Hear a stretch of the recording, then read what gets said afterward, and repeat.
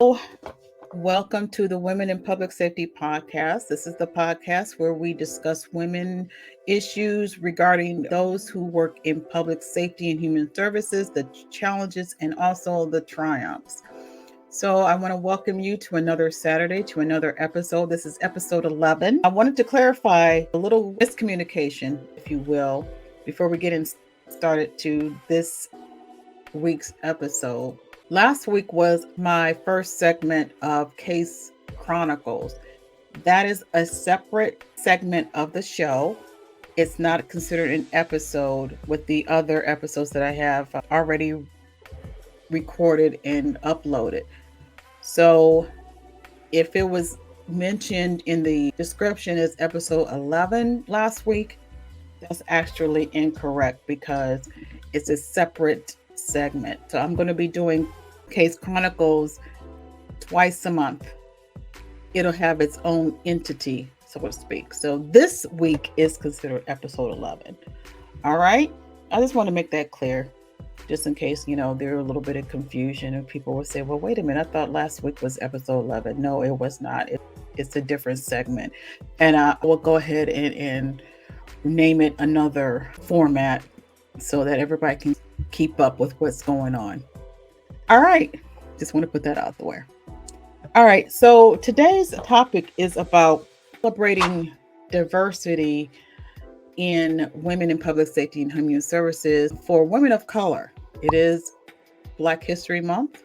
So I wanted to celebrate that and talk about that and kind of talk about the brief history of women of color who were one of the pioneers in coming into these type of professions and what they had to go through, and bring it up forward to current of what we still have to go through.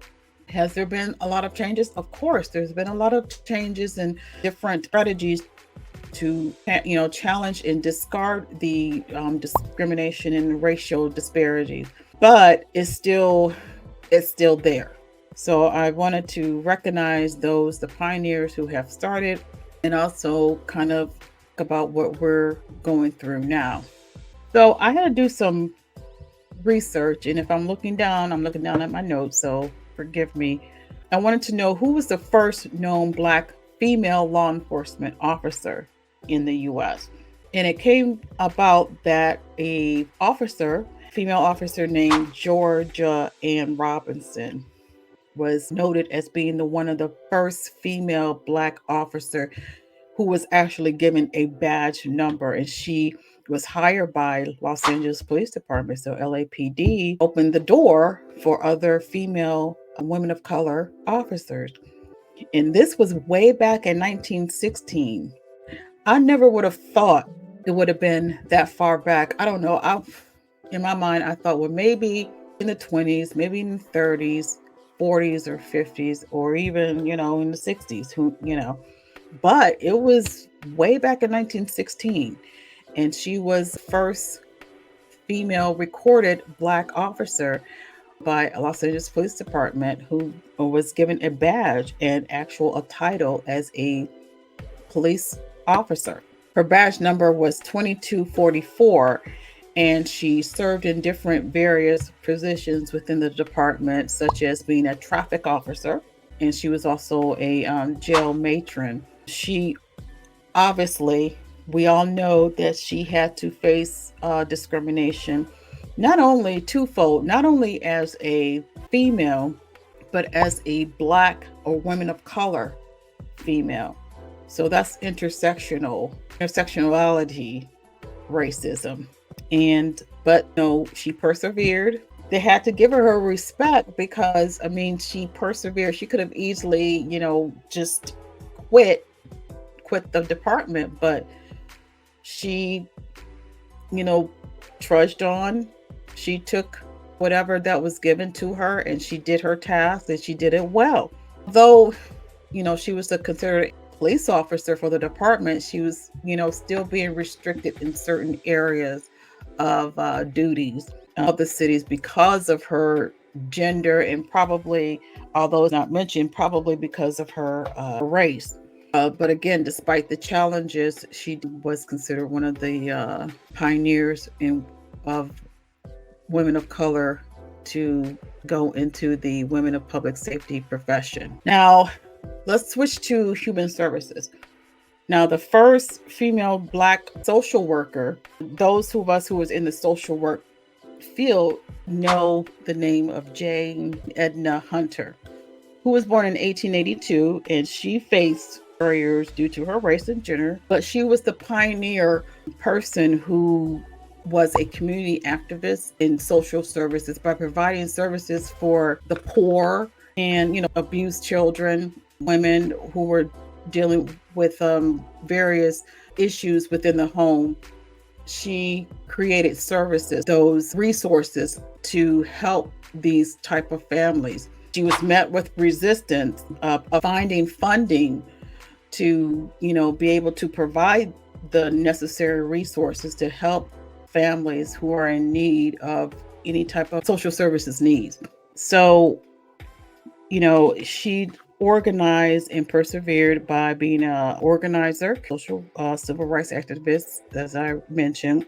She founded the Working Girls Association in Cleveland, Ohio in 1911 to provide housing and support for African American women migrating from the South in northern cities. The Great Migration, there were a lot of African American families who wanted to leave the South because it was so oppressed down there at the time. And they, thought that coming to the North would be a better life.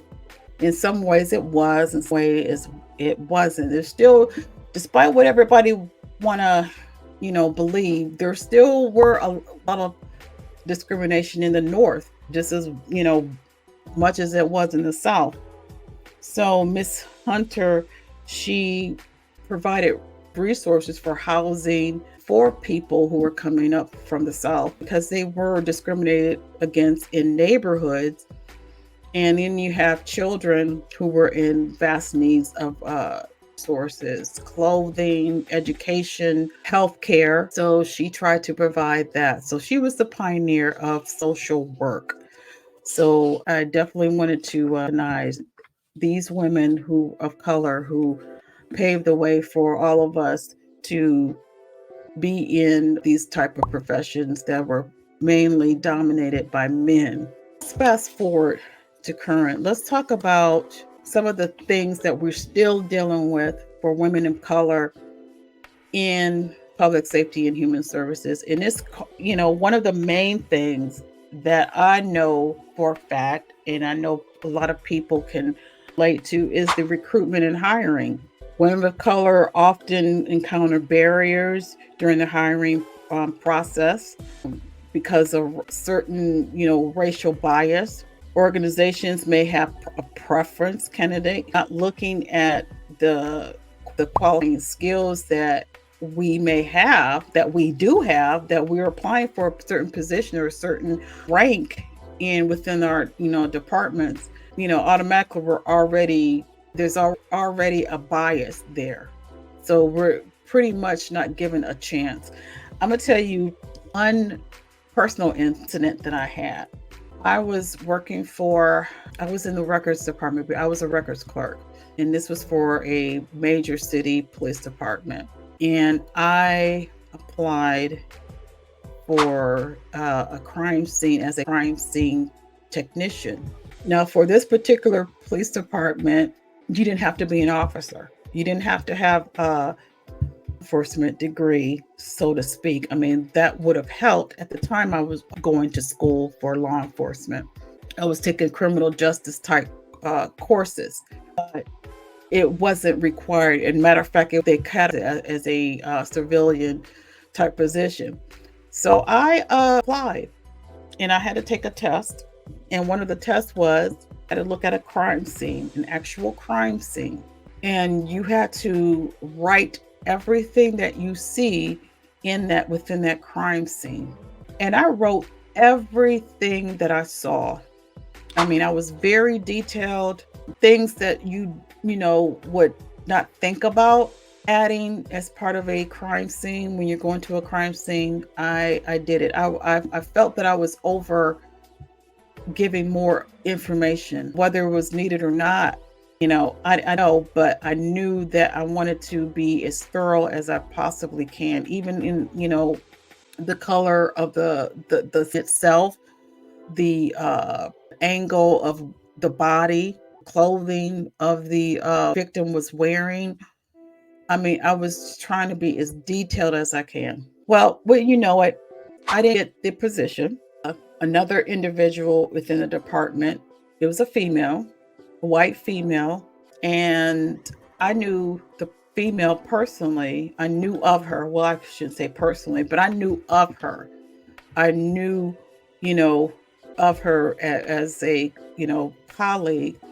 And I know for a fact this in particular female, as far as personality wise, is one of those situations where you have to scratch your head of, wow, how did she get that position? And I know everybody understands what I'm talking about, not only because of the fact, I'm not talking about because of race, I'm talking about of, a individual as a person, their personality, what they're capable of doing, of their skills and everything, or lack thereof. And in this case, it was more lack thereof. I was told later by someone who, actually worked, that you did everything that you were supposed to do. You did great on the scenario. It's just that the person who is the of that unit, of the crime scene unit, he was looking for someone particular who had a particular type of personality. It could have been race, it could have been an issue too, but in other words, he wanted someone that he could all right, do you want me to say it? Okay, I'll say it. He wanted someone that he can, pretty much have a closer relationship with. Obviously, I didn't fit that bill. I wasn't anybody that I could be manipulated or be, to flirt with someone that he can flirt with. I wasn't that type of person. I was about my business. And the other young lady that got hired into that department, I mean, she was, because of her skill, it was because she was flirty and this particular supervisor wanted. So again, that's a prime example. That's a prime example of discrimination, unequal opportunities. Again, it goes back to, you're not giving leadership roles because opportunities is not being presented. It goes back who you're close to, and a lot of times we don't have that. We go by our skills and what our qualifications. We don't have a close relationship with a lot of our supervisors in any way. You shouldn't be having that type of relationship anyway. So that's another barrier. So we don't even have a chance. And we also face microaggression and stereotype. That's a huge one, stereotyping. You know, Women of color, especially Black women, we're stereotyped as being loud and, obnoxious and acting unprofessional or whatever.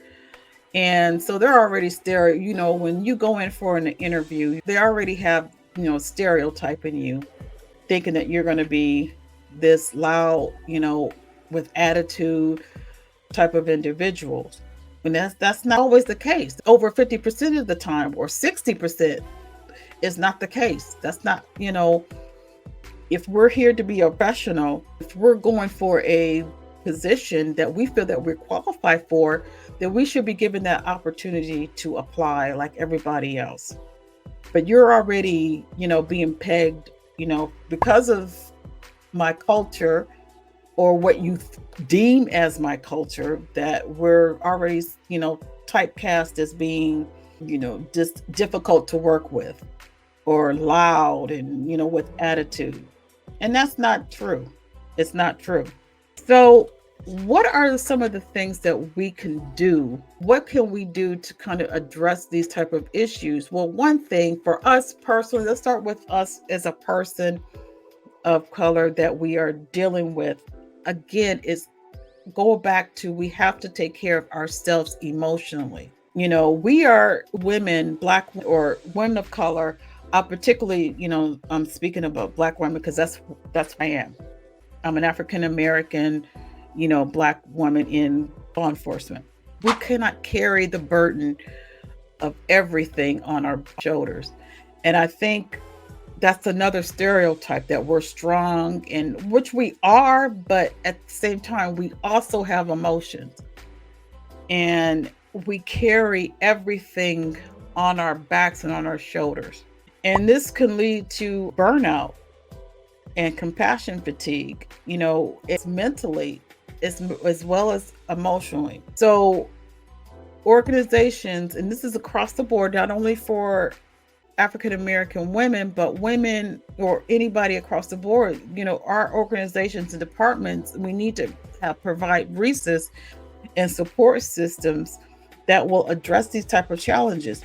There specifically needs to be a resource for us as Black women that addresses these types of burden that we carry, because we carry it on our backs all day, with not only in our profession, but within our personal life, in our families. There has to be a culturally diverse type of a resource for not only for women in public safety and human services, but you can have a choice if you are Latino male that are in public safety.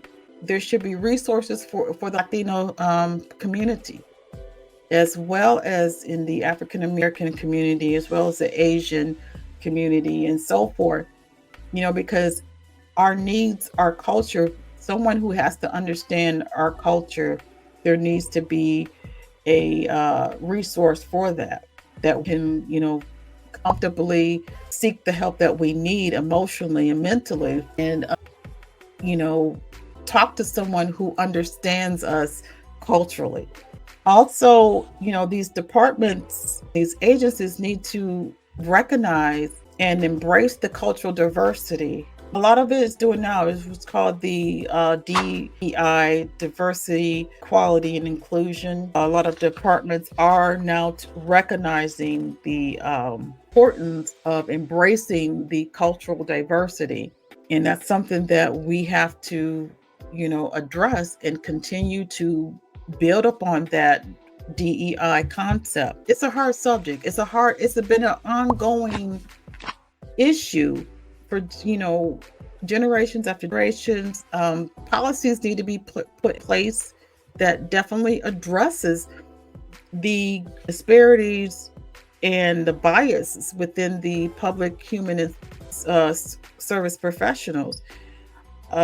And there has to be accountability. These agencies going to have to be, and departments have to be accountable for, the type of behavior that they're portraying upon their employees and staff.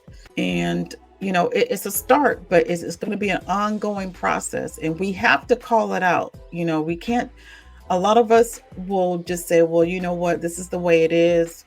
I'm gonna have to do the best that I can. No, it's time to call this out and start making people accountable for their actions. This is the only way that we're going to get over this. And, you may not, you don't have to accept me. You don't have to like me. It's not about, we're not going to be friends if there's, you may have your own personal bias against me because of who I am. And it goes both ways. I can feel the same way about you.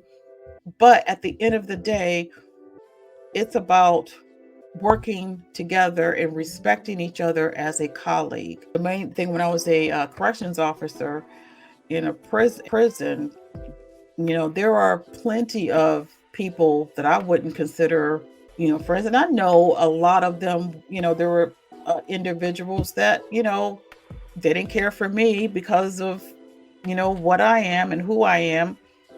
Same thing I can say about them. I didn't like the way they are. But at the end of the day, if there was something going down as far as an offender, something going on in pod or cell, individuals, if there's being disruption within the offenders, all that goes out the window. It's about aiding and coming in to help your fellow co-worker. We should have mutual respect on that part. The rest of our own personal bias, we leave it at the door. Because at the end of the day, the whole point of this is to come home to our families the way we came into when we came into work. So I wanted to make sure that I'm, this type of topic, because it is definitely a topic that has to be an ongoing discussion to kind of, to find ways to get over our personal bias at the door, you know, because we are all, as a unit, we all have to work together because we're working for the public. It's bad enough that we have to deal with the public issues, and there's a lot of public, the public are throwing that discriminatory type practice or whatever their issues, they're going to put it on us anyway.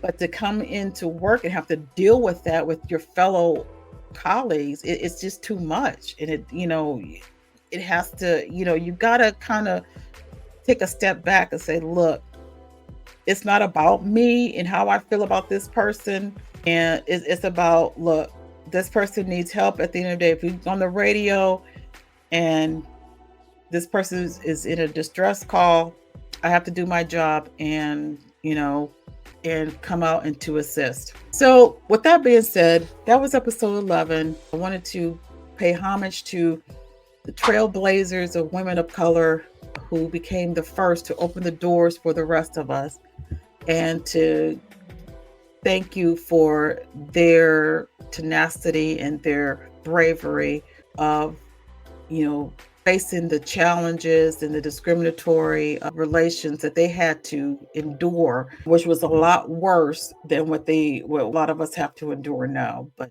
they did it because they really believed in their job and they wanted to be a service to their community.